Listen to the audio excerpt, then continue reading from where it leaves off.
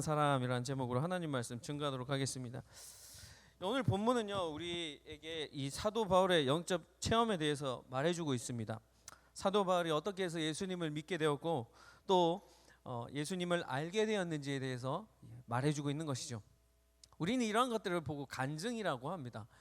여러분들도 삶에 간증 하나쯤 다 있으신 걸로 알고 있는데요. 예수님을 믿기 전에 그 바울의 삶, 또 믿게 된 그 계기, 어떻게 예수님을 믿고 만나게 되었는지, 그리고 예수님을 만나고 난 그 이후의 삶이 나와 있다라는 것이죠. 사울은 원래 어떤 사람이었습니까? 이 예수님을 만나기 전, 이 체험을 하기 전에 어떤 사람이었습니까? 그는 평범한 사람이 아니었습니다. 그는 베냐민 지파였습니다. 이스라엘의 귀족 출신이었습니다. 뿐만 아니고요, 부유한 가정에서 자랐고요, 당시 최강대국인 많은 나라를 지배하고 다스리고 있었던 로마의 시민권자였습니다. 부족할 거 없는 그런 완벽한 배경을 가지고 있었죠. 배움과 지식은 어땠습니까? 그의 학력은 어땠습니까? 엄격한 바리새인의 가정에서 자라나서 5살 때부터 성경을 배웠습니다. 모세오경을 배웠고요, 10살 때부터는 그들이 가지고 있는 그 율법으로, 그 법으로 인하여서 10살 때부터는 성경 말씀을 암송해야 했습니다. 그리고 율법으로는 최고라는 그 가말리엘 선생님의 그 밑에서 율법을 공부했습니다. 그러니까 가말리엘의 밑에서 공부를 하였다는 것은요, 오늘날 우리가 이렇게 알고 있는, 우리가 손꼽는 최고의 대학들이 있잖아요. 이름만 대도 딱 알 수 있는 그런 대학에서 공부를 했다라는 것이죠. 성격 열정적이었습니다. 열심히 있는 사람이었습니다. 율법에 대한 열정과 열심이 있었습니다. 사울이 자신이 진리로 여겨지는 그 율법, 그 믿지 않는 사람들은, 즉 이 예수를 믿는 많은 사람들은 그 핍박하였습니다. 왜냐하면 율법에 대한 확신이 있었기 때문이죠. 율법이 진리라고 믿으며 살아왔기 때문이라는 것입니다. 그래서 예수 그리스도를 전하는 그 스데반 집사를 이렇게 돌로 쳐서 죽이는 그 일에도 가담하였던 것입니다. 열심히 있었던 사람이거든요.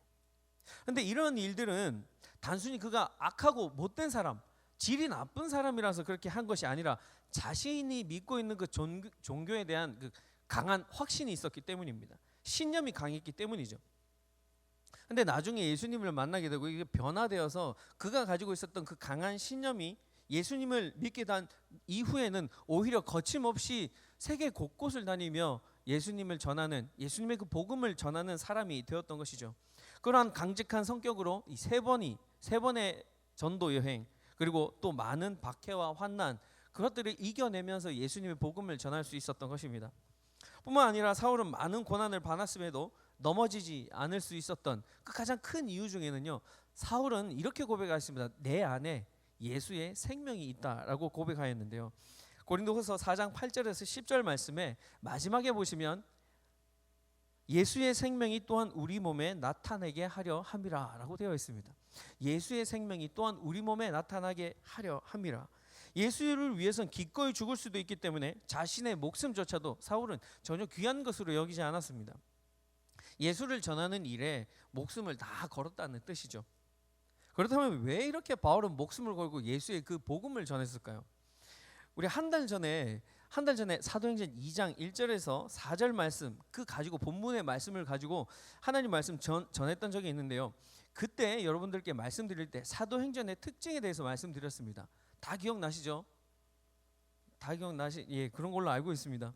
전 세계로 이 복음이 어떻게 전파되었는지 그 과정을 사도행전에 다 담고 있다고요. 그래서 사도행전의 핵심 구절, 키버스가 뭐라고 말씀드렸죠? 사도행전 1장 8절입니다. 함께 읽습니다. 시작. 오직 성령이 너에게 임하시면 너희가 권능을 받고 예루살렘과 온 유대와 사마리아와 땅끝까지 이르러 내 증인이 되리라 하시니라. 아멘입니까? 핵심 구절이 바로 저거라고요. 바로 증인의 삶을 살아라는 것입니다. 누구의 증인이요? 예수 그리스도의 증인, 예수님을 복음에 전하는 삶을 살아라라는 것입니다. 어제 우리 티와나 다녀오신 분들 복음 전하러 간 거 아닙니까? 내일 엔세나다 떠나시는 분들 복음 전하러 가는 것입니다. 복음은 무엇입니까? 굿뉴스라고 합니다. 복음은 바로 예수 그리스도, 그 예수 그리스도를 가르쳐 복음이라고 하는 것입니다. 좀 더 구체적으로 말씀드리면 우리의 모든 죄를 사하여 주시기 위해서 십자가에 달리고 돌아가시고 3일 만에 부활하신 그 예수님을 믿는 것, 그것이 바로 복음이라는 것입니다. 그런데 복음을 전하기 전에 사도행전 우리가 방금 읽었던 1장 8절에 무엇을 기다리라고 하고 있습니까?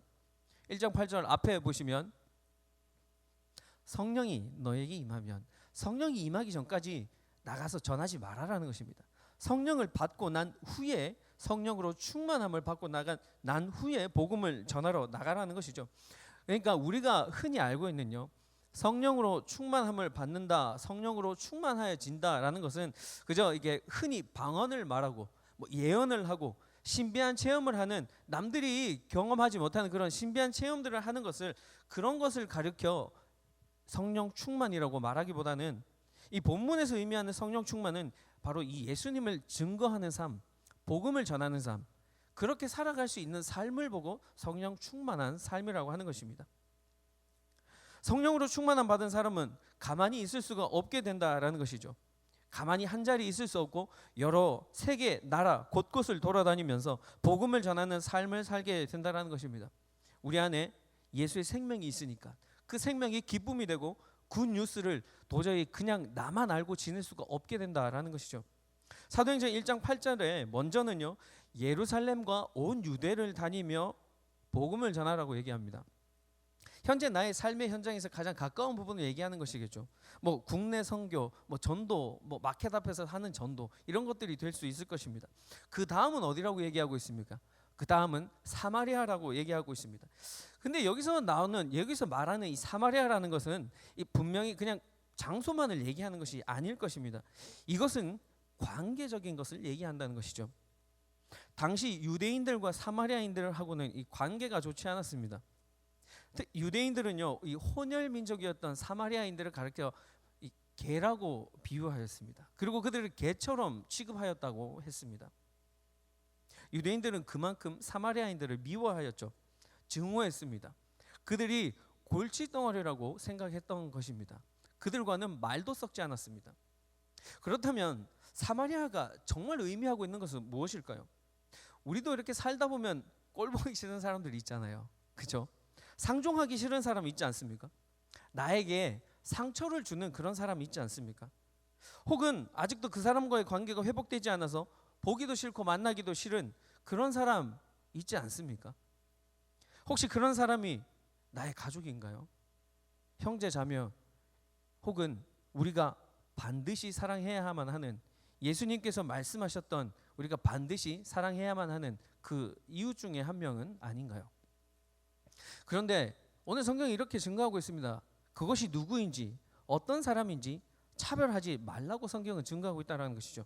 나에게 상처를 준 사람, 내가 미워하는 사람에게도 가서 예수님의 사랑과 복음을 전하라고 하는 것입니다. 모든 사람에게 차별 없이 예수 그리스도의 복음이 전파되어야 한다는 것입니다. 우리의 기준으로 판단할 수 없다라는 것이죠. 그저 우리는 성령 충만이라는 그 어토리티를 받은 사람으로서 그냥 차별하지 않고 따로 그들을 세퍼레이트 시키지 않고 그저 전해야만 한다라는 것이죠. 그리고는 어디입니까? 그리고는 땅 끝까지 전하라고 합니다. 온 세계의 모든 민족들이 예수님을 믿게 되고 알게 되어서 단 한 명이라도 더 구원을 받게 해야 한다라는 것이죠. 이것이 바로 예수님께서 우리에게 말씀하여 주신, 우리에게 주신 사명, 가장 큰 사명 중에 하나라는 것입니다. 앞서 바울이 사울이었던 시기에 기독교를 박해하였다고 얘기했습니다. 스데반 집사를 돌로 쳐 죽였던 일에 가담하였다고 말씀드렸죠. 그런데 여러분, 기독교 역사상 가장 기독교가 부흥하고 성장했던 시기가 언제인지 아십니까? 바로 이때였습니다. 이 박해 기간에 기독교가 가장 많이 성장하고 가장 많이 부흥했다라는 것이죠. 좀 아이러니하지 않습니까? 핍박을 당하던 시기가 부흥의 시기였다니요. 만약 그 핍박을 당하던 사람들이 기독교가 내가 믿고 있고 내가 알고 있는 그 예수 그리스도가 진리가 아니고 가짜라면 다 버리고 도망가야 되지 않겠습니까? 그리고 기독교는 더 쇠퇴해야지 맞는 말이겠죠. 핍박과 박해라는 단어와 부흥과 성장이라는 단어가 좀처럼 어울리지 않는 것처럼 보입니다. 박해 기간에는 당연히 부흥이 멈춰야지만 정상이었다고요. 그러나 멈추지 않았다는 것입니다. 오히려 그때일수록 기독교는 점점 더 세력을 넓혀갔다고요. 뿐만 아니라 더 멀리 뻗어 나아갈 수 있었다라는 것이죠. 이를 뒷받침해주는 구절이 있습니다. 사도행전 8장 1절임 함께 읽습니다. 시작. 사울은 그가 죽임 당함을 마땅히 여기더라. 그날에 예루살렘에 있는 교회에 큰 박해가 있어 사도 외에는 다 유대와 사마리아 모든 땅으로 흩어지니라. 저 구절을 읽고요, 여러분 그저 도망갔다고 생각하면 안 됩니다. 박해가 있었기 때문에 유대와 사마리아로 흩어졌다라는 것을 우리는 그저 단순히 도망갔다라고만 생각하면 안 된다라는 것입니다. 저 유대와 사마리아는 어디죠? 사도행전 1장 8절에 말씀드렸던 그곳, 그 온 유대와 사마리아, 저 중간에 있는 두 번째 줄에 있는 온 유대와 사마리아라는 것입니다. 박해가 있으니, 예루살렘에서 살고 있었던 그 사람들에게 박해가 있으니 그들이 흩어졌는데 어디로 갔다고요? 유대와 사마리아로. 왜 갔습니까? 왜 그곳에 갔다는 것이죠? 복음을 전하러 갔다라는 것입니다. 그리고 큰 박해로 인하여서 유대와 사마리아로 흩어진 그 사람들 뭐 했습니까? 복음을 전했다고 말씀드렸죠. 이를 뒷받침해 주는 구절이 있습니다. 8장 4절입니다. 시작. 그 흩어진 사람들이 두루 다니며 복음의 말씀을 전할세. 분명히 나와 있습니다. 흩어진 사람들이 다른 곳으로 가지 않고 유대와 사마리아로 가서 복음을 전했다라는 것입니다. 성령으로 권능을 받고 흩어진 사람들, 그 사람들이 그곳에서 복음의 말씀을 전하고 있다라는 것이죠. 핍박의 시대인데, 박해의 기간인데도 불구하고 그들은 복음으로 인하여서 박해를 받았음에도 불구하고 그 복음을 또 전한다라는 것입니다. 복음의 말씀이 전해진 그곳에 기쁨이 있기 때문이죠. 이런 박해와 핍박이 꼭 반드시 나쁜 것만은 아니란 얘기입니다. 때론 저런 핍박과 박해가 유익이 될 수도 있다라는 것입니다. 로마 제국의 황제 중에 컨스탄티누스라는 사람이 있었습니다. 313년에 기독교를 국교화시켰습니다. 이 말은 무슨 말이냐면요, 로마라는 나라를 대표하는 종교로 기독교를 받아들이고 인정하겠다라는 것입니다. 더 이상 핍박하지 않고 예수 그리스도를 믿는 모든 사람들을 인정해 주겠다라고 하는 것이죠. 그러면 크리스천들은 이렇게 생각했겠죠. 자, 이제부터 핍박과 박해가 없다. 그러니 우리는 이제 어려움 없이 마음대로 복음을 전할 수 있을 것이다 라고 생각하지 않았겠습니까? 자유롭게 어디든지 다니면서 복음을 전할 수 있었을 것입니다. 그래서 너무 기뻤겠죠. 그렇게만 되면 그때부터는 기독교의 부흥만 있을 것 같다고 생각했을 것입니다. 모든 사람들이 복음을 받아들이게 되고 예수 그리스도를 구주로 영접하는 사람들이 많이 늘어날 것만 같았습니다. 그러나 아이러니하게도 그 이후로 기독교는 점점 더 쇠퇴하게 됩니다. 안타깝게도 점점 더 타락의 길로 접어들게 된다는 것입니다. 오히려 핍박이 있으니 기독교가 부흥이 되어지고 그들을 받아들이고 인정해 주니까 오히려 더 쇠퇴한다는 거, 타락해버리는 것, 너무 아이러니한 사건, 사실 아닙니까? 그러니까 여기에서 우리가 알 수 있는, 깨달을 수 있는 교훈은요, 때로는 적절한 삶의 고난 그러한 것들이, 문제들이 결국에는 마지막에 가서는 유익과 기쁨으로 끝날 수 있게 된다라는 것이죠. 만약 우리의 삶에도 고난이 있다면 그것을 삶의 유익으로 바꾸어 버리는 성령으로 충만한 저와 여러분이 되길 주님의 이름으로 간절히 축원합니다. 사도행전 9장을 풀기 위해서 이 사도행전 이 8장 앞부분을 잠시 보았습니다. 8장 마지막에 빌립이 복음을 전하고 가이사랴에 이르니라라고 이렇게 끝이 나고 있습니다. 그리고 9장을 넘어서서 10장 시작이 어떻게 되어 있냐면 가이사랴 고넬료라 하는 사람이 있으니라고 시작을 하고 있습니다. 8장에서 가이사랴로 끝냈으니까 10장에서 가이사랴로 시작하니까 8장과 10장이 그냥 자연스럽게 연결돼야지 좀 매끄럽지 않겠습니까? 이 9장이 갑자기 나오는 것이 좀 생뚱맞아 보이지 않습니까? 9장에서는 가이사랴에 대해서는 전혀 얘기하고 있지 않습니다. 9장에서는 사울의 이 회심 사건, 주님을 어떻게 만났는지 그 회심 사건에 대해서만 얘기하고 있다라는 것이죠. 왜 그것이 중간에 생뚱맞게 끼어졌을까요? 하나님의 뜻이 없었을까요?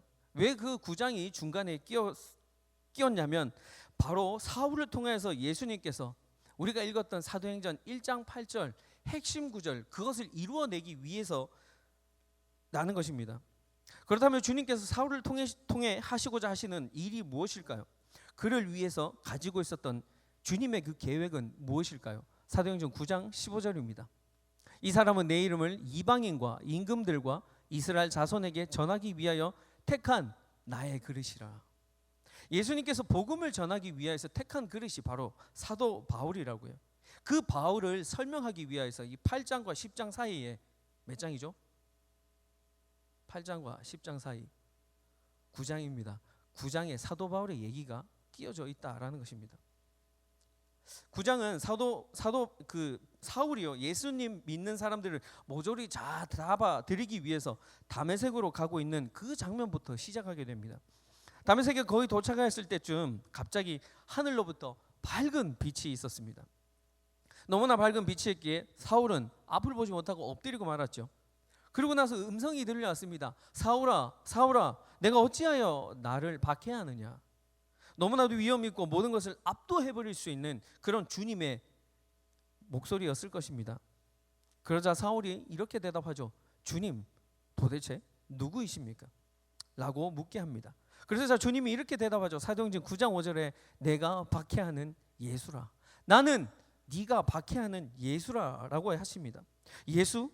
내가 지금까지 박해하고 핍박하였던 예수? 그 예수라고?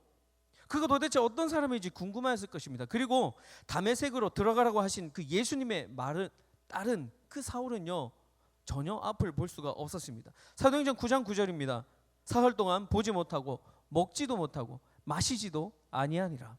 사흘 동안 보지도 못했습니다. 보지 못했던 것은 그 강력한 빛으로 인해서 하나님이 하신 일, 그 일 때문에 앞을 보지 못했을 것입니다. 다시 한번 띄워주시겠습니까? 그런데 먹지도 마시지도 아니하니라 라고 얘기하고 있습니다. 이것은 누구의 주체입니까? 먹지도 않고 마시지도 않는 사람의 주체, 그 주어는 누가 되는 것입니까? 바로 사울인 것이죠. 사울의 의지로 한 행동이라는 것입니다. 사울이 금식 기도를 한 것입니다. 예수님을 만나기 위해서. 내가 핍박하는 예수라. 그 예수? 도대체 어떻게 생긴 사람이야? 도대체 어떤 인격과 어떤 품성을 가지고 있는 사람이지? 보기 위하여서 그는 3일 동안 먹지도 않고 마시지도 않고 금식 기도하고 있는 것입니다. 그러나 지금까지 해왔던 금식 기도와는 전혀 차원이 다른 것입니다. 율법에 따라 일주일에 2번씩 유대인들은 반드시 금식 기도를 하는데요, 그런 금식 기도하고는 전혀 다른 금식 기도였다라는 것이죠. 눈을 뜨기 위해서, 눈을 떠서 주님을 한번 보기 위하여서 진심이 담긴 그 금식 기도로 주님 앞에 나아가고 있다라는 것이죠. 그렇게 사울이 기도하고 있을 때 주님은 그와 동시에 아나니아에게 나타나십니다. 사울에게 가서 안수하여 눈을 뜨게 해주라고 아나니아에게 명령하게 됐습니다. 그리고 또한 그와 동시에 사울에게도 나타나서 아나니아라는 사람이 와서 너에게 안수하여 줄 것인데 그때 비로소 네가 눈을 뜨게 될 것이다 라고 환상 중에 보여주었다고 얘기하고 있습니다. 이렇게 중요한 일에 선택된 아나니아는 주님 앞에 언제나 늘 충성된 종이었을 것입니다. 그러나 아무리 주님 앞에 충성된 아나니아라 할지라도 예수 믿는 모든 사람들을 잡아들이기로 악명 높은 그 사울을 만나라고 하니까 막상 겁이 났을 것이죠.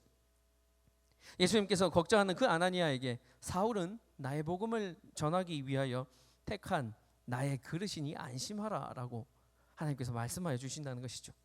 그의 힘으로도 아나니아는 말씀에 순종함으로 사울이 있는 집으로 가게 됩니다. 아나니아가 사울에게 나타나서 이렇게 안수기도를 하는데요, 17절입니다. 예수께서 나를 보내어 너로 다시 보게 하시고 성령으로 충만하게 하신다 하니, 이어서 18절입니다. 함께 읽습니다. 시작. 즉시 사울의 눈에서 비늘 같은 것이 벗어져 다시 보게 된지라 일어나 세례를 받고.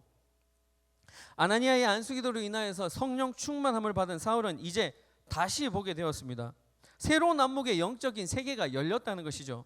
세상이 변한 것은 아닙니다. 현실은 여전히 똑같습니다.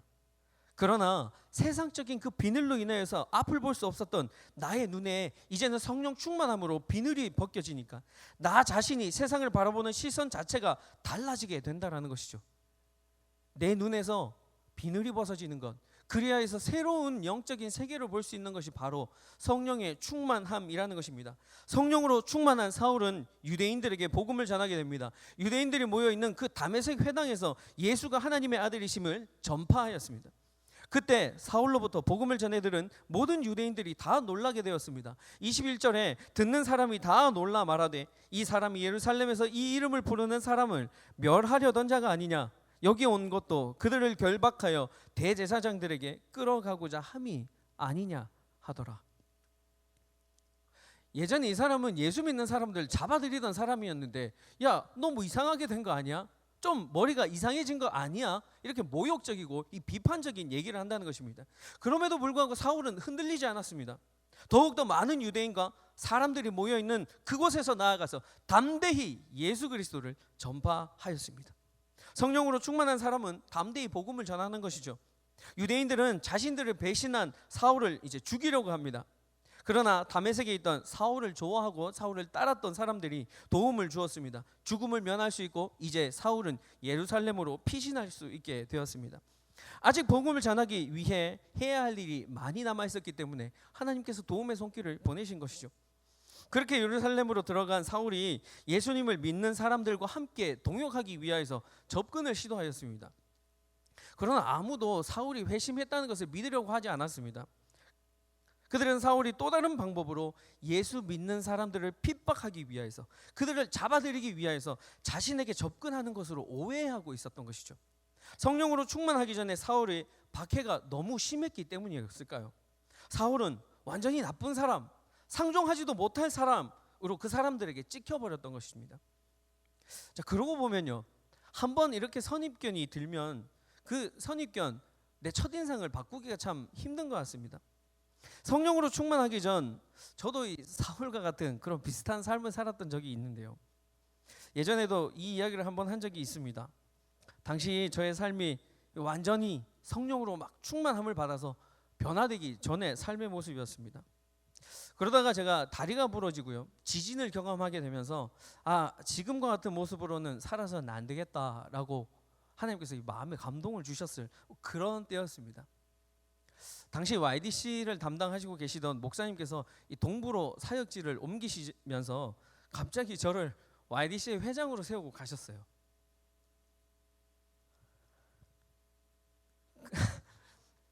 그러자 주변에서 이런 목소리가 들려오기 시작하는 겁니다. 뭐? 누가 회장이라고? 현우가 회장이 된다고? 만약 현우가 회장이 되면 나는 YDC 절대 안 나온다. 이런 반응이 있었던 걸로 압니다. 이보다 더 심한 반응이 있을 수도 있었겠지만 제가 들은 것은 다행히 여기까지입니다. 하나님께 얼마나 감사한지요. 비록 지금 우리 이 회장님처럼 모든 일은 잘 감당하고 잘 수행하지는 못했지만 그 시간을 통하여서 그 회장의 시간을 경험하면서 지내오게 되면서 성령 충만 받을 수 있었고요. 또한 저의 눈에 있었던 모든 그런 세상적인 비늘이 벗겨지고 이제는 예수 그리스도를 믿고 전하고 그렇게 복음을 전파하는 삶을 살아야 되겠다 결단할 수 있었던 그런 시기로 기억하고 있습니다. 그리고 저의 연약함과 부족함을 알고 있었던 그 몇몇 분들의 마음에 주님께서 영적인 바나바를 보내주셨기에 함께 동역할 수 있게 되었던 것이죠. 사울에게도 권면과 위로의 사람 바나바가 등장하게 됩니다. 사도행전 9장 27절에 바나바가 데리고 사도들에게 가서 그가 길에서 어떻게 주를 보았는지, 주께서 그에게 말씀하신 일과 다메섹에서 그가 어떻게 예수의 이름으로 담대히 말하였는지를 전하리라. 바나바가 사울을 데리고 제자들에게 가서 이 사람 괜찮다, 내가 보장하겠다, 이 사람 괜찮은 사람이다 라고 얘기하고 있다라는 것입니다. 바나바는 다른 사람들과 좀 달랐죠. 그는 사울을 예전의 모습만 기억하고 배척하지 않았습니다. 그는 사울의 변화를 정확하게 파악하고 있었던 것이죠. 그를 예루살렘 교회에 소개하는 역할을 하였습니다. 그렇다면 바나바는 다른 사람들이 보지 못했던 그런 사울의 진정성을 어떻게 파악할 수 있었겠습니까? 그는 마음속 깊이 간직된 사람의 진실한 면을 들여다볼 수 있는 그런 영적인 안목과 이 순수한 눈을 가지고 있었습니다. 무엇보다 그는 사람을 대할 때 편견에 치우치지 않았습니다. 깊은 관심과 배려를 앞세웠던 것이죠. 그런 바나바에게 다른 사람의 말을 귀담아 들을 수 있는 그런 귀 또한 있었습니다. 그리고 그는 무엇보다 성령으로 충만한 사람이었기 때문이었겠죠. 이렇게 성령의 충만함을 입은 사울에게 12제자가 직접 세운 예루살렘 교회에서 그리스도께서 전한 그 순수한 복음이 더해지게 됩니다. 성령의 충만함을 받은 사울에게 예수 그리스도의 그 순수한 복음이 더해졌다라는 것이죠. 더욱더 힘을 내서 복음을 전할 수 있는 그런 계기가 생겼다라는 것입니다. 29절에 주 예수의 이름으로 담대히 말하고 헬라파 유대인들과 함께 말하며 변론하니 그 사람들이 또다시 사울을 죽이려고 힘쓴다라는 것입니다. 다메섹에서 있었던 일과 같이 또 다른 믿음의 형제들의 그 도움으로 인하여서 사울은 그 자리에서 피하게 되어집니다. 다른 곳으로 흩어지게 되는 것이죠. 의미가 같다라는 것입니다. 예수님의 복음을 담대히 전하니 또다시 사울에게 박해가 가해져서 사울은요 가이사랴 다소에 보내지게 된다는 것입니다. 자, 이제 31절을 끝으로 사울에 대한 그 9장의 모든 얘기가 마무리되어집니다. 그런데 박해로 인하여서 그 자리를 피해 다소로 갈 수밖에 없었던 사울에 의해서 어떤 일이 벌어지고 있다고 31절이 우리에게 오늘 말씀하고 있는지 한번 함께 읽도록 하겠습니다. 31절입니다. 시작. 그리하여 온 유대와 갈릴리와 사마리아 교회가 평안하여 든든히 서가고 주를 경외함과 성령의 위로로 진행하여 수가 더 많아집니다. 어디라고 얘기하고 있습니까? 온 유대와 갈릴리와 사마리아. 그리하여는 무엇을 뒷받침하고 있죠? 앞절에 있는 30절을 받고 있다라는 것입니다. 사울이 가이사랴 지방으로 가게 되었고 다소까지 갔다라는 것을 받고 있는 것입니다. 그리하여 사울이 유대 종교자들의 핍박으로 인해서 예루살렘을 만약에 떠났다면 31절은 이렇게 돼야지 매끄럽지 않겠습니까? 그곳에 가서 박해가 잠잠해질 때까지 조용히 사울은 숨어 지냈더라. 이렇게 얘기해야지 이 문맥상으로 매끄럽게 연결되지 않겠습니까? 그러나 오히려 사도행전 1장 8절에 나와 있는 그 내용을 더욱더 강조하고 있다는 것입니다. 온 유대와 갈릴리와 사마리아까지 가서 사울은 복음으로 인하여서 사울이 전했던 그 복음으로 인해서 그곳은 오히려 더 든든해지고 믿게 되는 사람의 수가 더욱더 많아지게 된다는 것을 얘기하고 있다는 것입니다. 상식적으로 이해가 되지 않는 구절이지 않습니까? 그러나 이 성령의 위로로 가능한 일이라는 것입니다. 우리의 사람의 힘으로는 할 수 없지만 성령의 능력으로는 가능하다라는 것입니다. 성령 충만함을 받게 되면 거기에서 나오는 그 힘과 권능으로 말미암아 가능해진다라는 것입니다. 이것이 바로 성령 충만의 능력이라는 것이죠. 다메섹으로 가는 길에서 예수님을 만나게 된 사울이 얻게 된 것은 다름 아닌 성령 충만이었습니다. 그로 인하여서 그의 삶에는 변화가 생깁니다. 이제까지 완벽하다고 자신이 믿고 살았던 그 율법을 버려버리게 되었습니다. 자신이 세워놓은 삶의 기준을 무너뜨리고 한 단계 더 성장하며 나아갈 수 있게 된 계기가 되었던 것이죠. 예전에는 비방자였습니다. 폭행자였습니다. 박해자였습니다. 그러나 이제는 더 이상 그러한 삶을 살지 않게 되었다라는 것을 얘기하고 있는 것입니다.